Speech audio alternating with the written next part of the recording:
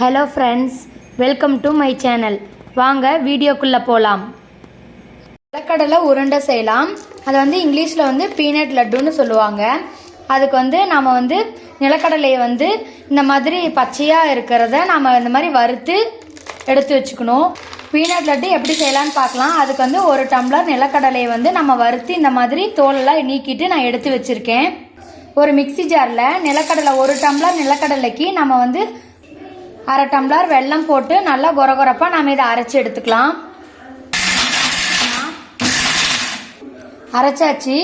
இப்போ இதான் நல்லா இந்த அளவுக்கு இருக்கணும். இதை நம்ம இப்போ ஒரு பிளேட்டில் நம்ம இதை மாற்றிக்கலாம்.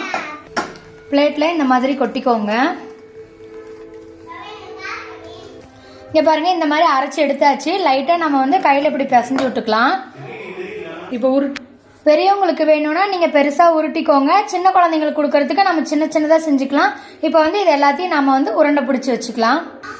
இந்த மாதிரி உருண்டை பிடிச்சி வச்சுக்கோங்க. இந்த மாதிரி டெய்லி ஸ்கூலுக்கு ஸ்நாக்ஸ் இந்த மாதிரி ஹெல்த்தியாக நீங்கள் பீனட் லட்டு கொடுத்து விடலாம்.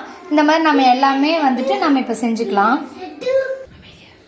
Peanut laddu ready.